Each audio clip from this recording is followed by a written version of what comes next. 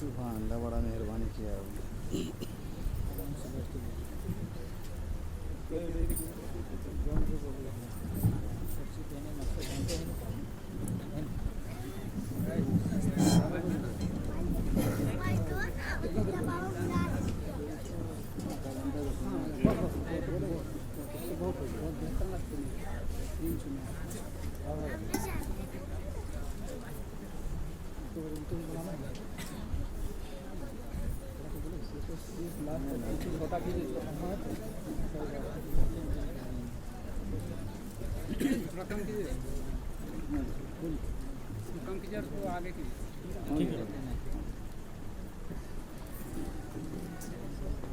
बड़े ही अदब एहतराम के साथ अस्सलामु अलैकुम व रहमतुल्लाहि व बरकातुहू। अभी शब बरात का महीना है, रमज़ान मुबारक आया नहीं है, आएगा रमज़ान में रसीद लेकर के, अभी चंदा नहीं मांगने सलाम किए हैं। अस्सलामु अलैकुम व रहमतुल्लाहि व बरकातुहू। नहमदुहु व नसल्ली अला रसूलिहिल करीम, अम्मा बअद। अऊज़ु बिल्लाहि मिनश शैतानिर रजीम, बिस्मिल्लाहिर रहमानिर रहीम। ऐनमा तकूनु युद्रिकुमुल मौत वलौ कुंतुम फी बुरूजिन मुशय्यदा। सदक़ल्लाहुल अज़ीम। जी लगा के पूरा मजमा दुरूद पाक पढ़िए। अल्लाहुम्मा सल्ली अला सय्यिदिना मुहम्मदिन नबी व अला आलिहि व अहलि बैतिहि व अस्हाबिहि व बारिक व सल्लिम अलैहि व अलैहिम अजमईन।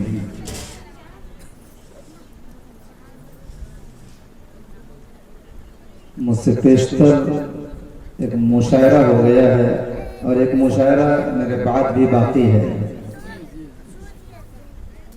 कई नाम मैंने और सुने हैं। शायर हिंदुस्तान हजरत अलहाज लियाकत मेहंदी साहब की भी तशरीफ आवरी हो गई है और बिरादर ग्रामी शायर खुशबुलू हजरत मैकश राजवी, उनकी भी शिरकत बहुत करीब स्टेज पर और बहुत जल्द आने वाले हैं। मेरी गुजारिश होगी साहिब खाना से कि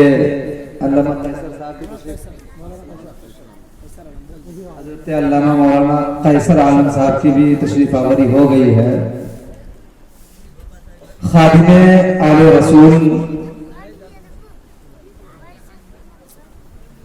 मद्दाह खैरुल अनाम हजरत शमीम अख्तर मुजीबी साहब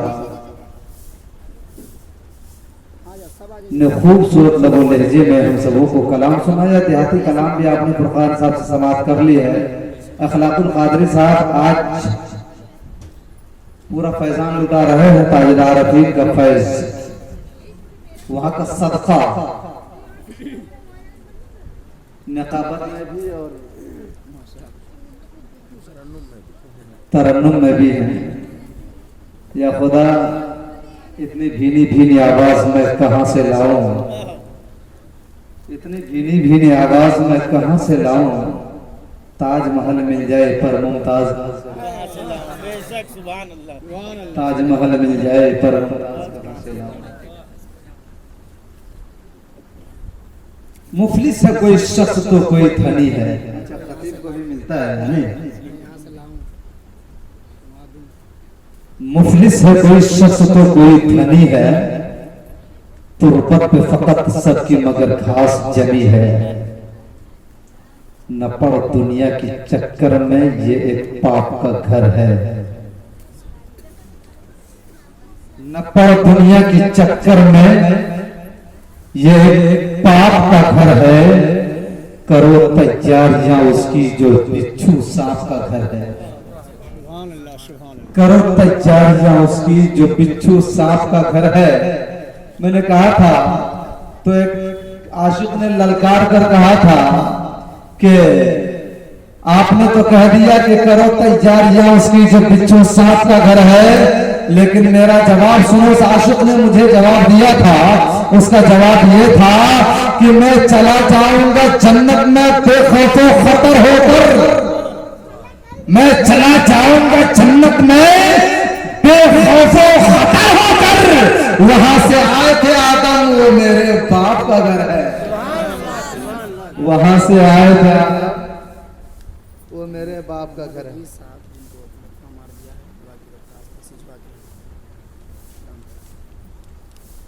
वहां से आए थे आदम, वो मेरे बाप का घर है।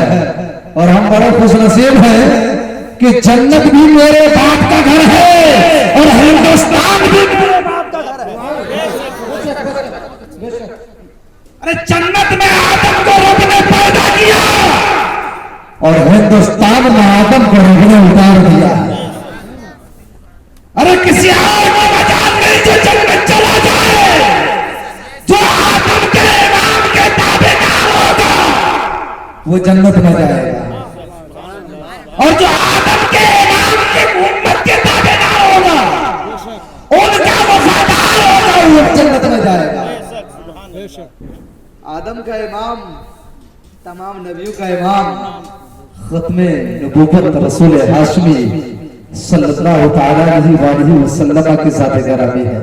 हज़रात एक दुआ आप सबको करनी है। इसी दुआ के रहने वाले हैं जनाब मोहम्मद इदरीस साहब, जिनको लकवा मार दिया है। दुआ करें कि अल्लाह तबारक व तआला उन्हें शिफा कामिला व आजिला अता फरमाए। न जाने कब किसकी दुआ काम आ जाए, कोई कुछ नहीं कह सकता। कभी इमाम की वजह से नमाज कबूल होती है और कभी मुक्तदी की वजह से नमाज कबूल होती है।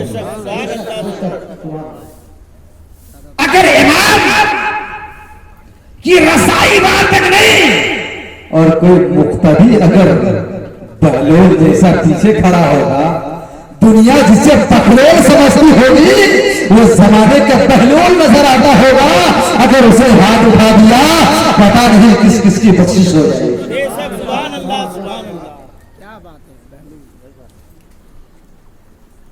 आपने देखा कि एक बहलूल जो जन्नत का सौदा कर रहा है,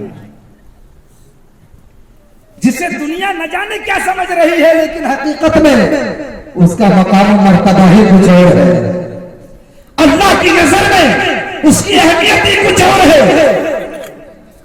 खादिमे अहले बैत मुस्तफा हजरत शमीम अख्तर मुजीबी साहब, जो नसीब से हम लोगों को अब मिल रहे हैं। पहले तो चंदहा में रहते थे, अभी भी चंदहा ही के हैं, लेकिन अभी चंदहा में रहते नहीं हैं, चंदहा के मेहमान हो गए हैं। चंदहा के मेहमान हो गए। इन्होंने कहा कि कुछ दिन पहले इसने कहा था आपको बिहार में कहीं और जगह नहीं मिली थी, मेरे झारखंड में आ गए हैं, तब आज मौका मिला इनको, मुझे मौका मिला कि सुनिए हम बिहार से आपके झारखंड में अखरते तारिल आरफीन का सदका लेकर के आपके दरमियान आकर के अल्लाह तबारक व तआला की दीवी रोजी जो मेरे मुकद्दर में है उसे हमने जमा करने की कोशिश की है। अल्लाह वहदहु ला शरीक लहू ने तुम्हें अपने नबी की औलाद की खिदमत सरजमीन बिहार कस्बा फुलवारी में करने का मौका अता फरमा दिया। तो चंदहा के मेहमान हैं। अब तो ये कस्बा फुलवारी में रहते हैं और उस जगह पर रहते हैं जिस जगह पर न जाने कितने ताज उनकी जूती पे पड़े होते हैं, कितने ताज उनके ठोकर पे पड़े होते हैं।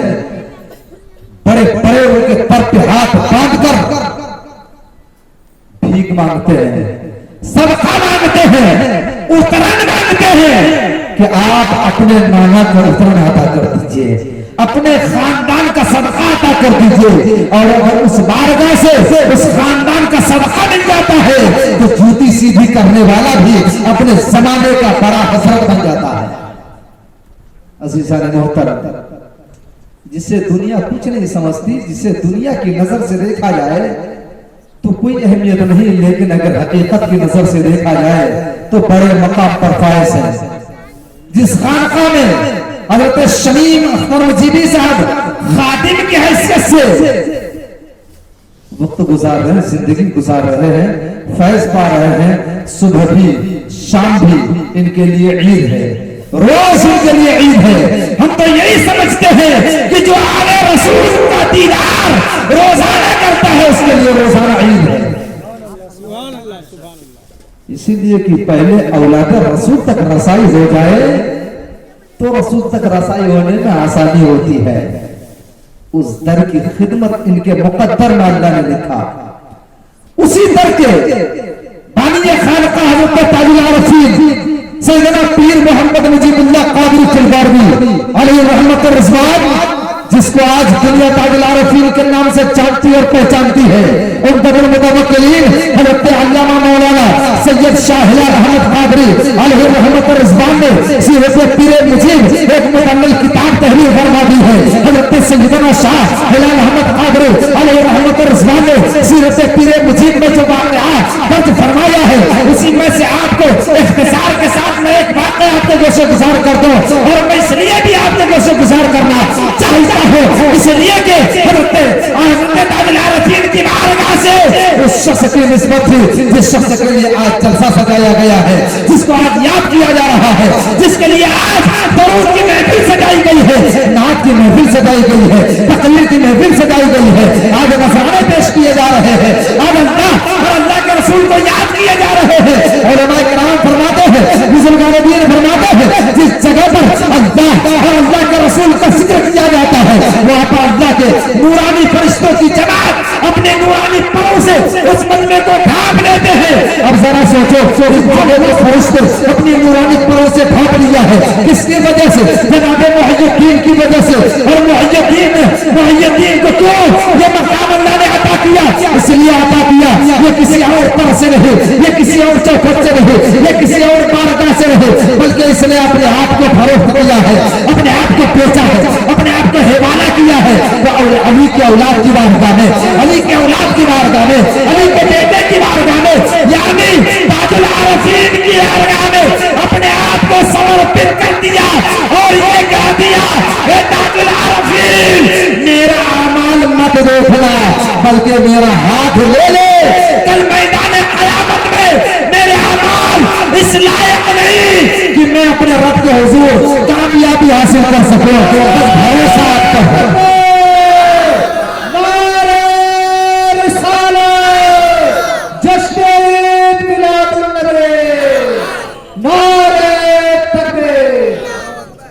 भरोसा आप पर है। मैंने रिश्ता आपसे जोड़ लिया है, कहे ताजुल आरफीन, हमने आपसे रिश्ता इसलिए जोड़ लिया है इसलिए कि मैंने सुना है कि हजरत ताजुल आरफीन रसूल हाशमी अलैहिस्सलातु तस्लीम की बारगाह में जब आपने इस्तिग़ासा किया, जब आपने अरीज़ा पेश किया, जब आपने कश्फ और मुराक़बे के जरिए से ताजुल आरफीन आक़ा करीम अलैहिस्सलातु तस्लीम की बारगाह में जब आपने दरखास्त रखी, तो नबी रहमत अलैहिस्सलातु वस्सलाम की बारगाह में जब आपने दरखास्त रखी, तो हजरत ताजुल आरफीन ने दरखास्त क्या रखी? कहा रसूलुल्लाह सल्लल्लाहु अलैहि वसल्लम, अल्लाह ने आपको नबी का इमाम बनाया है, अल्लाह ने आपको कुल कायनात की दुनिया अता कर दिया है, अल्लाह ने आपको मालिक जन्नत बना दिया है। या रसूलुल्लाह अलैहिस्सलातु वस्सलाम, कल मैदान क़यामत में मुजीबुल्लाह का क्या होगा? तब नबी ने बशारत दी, ए मुजीब, मैंने तुझे बख्शा, तेरी औलाद को बख्शा, तेरे मुरीदीन को बख्शा और तेरे मुहिब्बीन को बख्शा।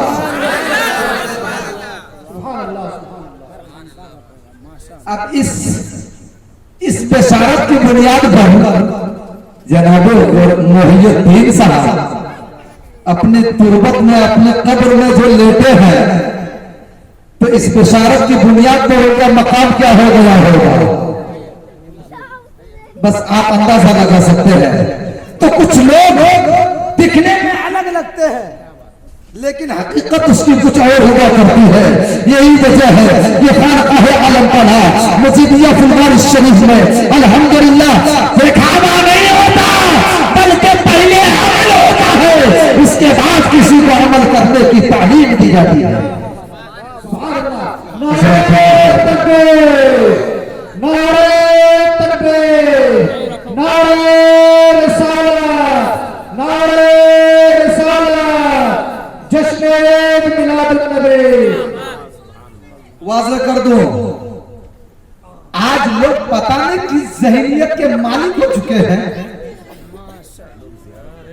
कैसा जहन लेके लोग फिर रहे हैं। हमने कहा अम्मा तुमने कुरान पढ़ा नहीं, अरबी आती नहीं, हिंदी में कुरान पढ़ा, अंग्रेजी में कुरान पढ़ा। हम कहते हैं जब तुमने हिंदी में कुरान पढ़ा है तो जब हिंदी में कुरान पढ़ा तो तू जरा बता दे कि साल को हिंदी में किस लफ्ज से, किस हर्फ से अदा किया जाएगा, और सात को किस हर्फ से अदा किया जाएगा, जात को किस हर्फ से अदा किया जाएगा, स्वाद को किस हर्फ से अदा किया जाएगा, चीज को किस हर्फ से अदा किया जाएगा। और हिंदी में और अरबी में जीम अलग है, लाल अलग है, जा अलग है, जाद अलग है, जा अलग है। अब बताओ 5 हर्फ अलग अलग मखरज है कि नहीं? अलग अलग मखरज है, मुशाबहत है, लेकिन मखरज सबके अलग अलग है, लेकिन हिंदी में एक ही है।